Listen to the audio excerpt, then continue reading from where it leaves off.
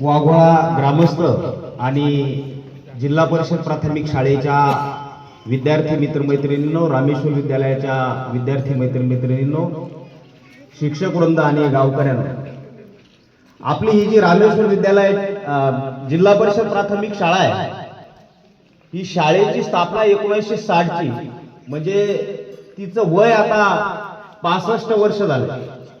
65 वर्षाची ही शाळा. आता या शाळेला नवं रूप मिळावं यासाठी या शाळेचे मुख्याध्यापक आणि सर्व शिक्षक वृंद मोठ्या उत्साहानं कामाला लागलेले आणि या उत्साहामध्ये आपल्या गावकऱ्यांचा जो सहभाग आहे, कारण तो प्रत्येक गोष्ट आपण शासन कोणतंही येऊ द्या, प्रत्येक गोष्ट आपण शासनाच्या भरोशावर जर सोडली तर ती होणार नाही. म्हणून या शाळेचं रूप बदलण्यासाठी जसं रामेश्वर विद्यालयाचा एक माजी विद्यार्थी संघ नावाचा एक संघ केलाय आणि त्यातले सगळे माजी विद्यार्थी आपल्या रामेश्वर विद्यालयाच्या शाळेच्या विकासासाठी झटतात. आपण आता कॉलेजची जी बिल्डिंग सुरू केली, त्या कॉलेजच्या बिल्डिंग मध्ये जवळजवळ 2.5 लाख रुपये गावकऱ्यांच्या माजी विद्यार्थ्यांच्या प्रयत्नातून जमा झालेले.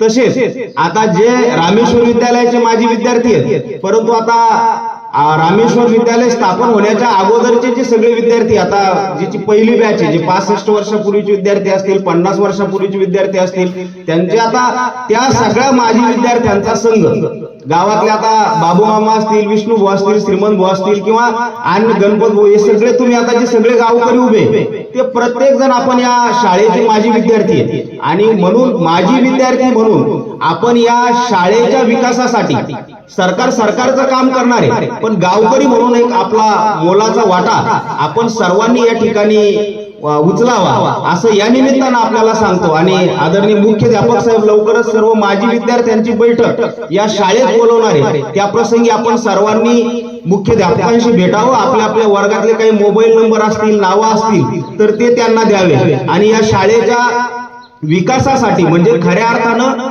शाळा ही ग्रामविकासाचं केंद्र आहे आणि त्या अनुषंगानं आपण आता ज्या जो शाळेतला जो बदल झालाय, कंपाऊंड झालं, नवीन इमारत झाली, आणखी वरचं तळ याच्यावर या आगामी या वर्षभरात होणार आहे. परंतु गावकऱ्याचा वाटा यात मोठा असावा असं या स्वातंत्र्य दिनाच्या निमित्तानं आपल्या सर्वांकडून अपेक्षा व्यक्त करतो आणि थांबतो. जय हिंद, जय भारत.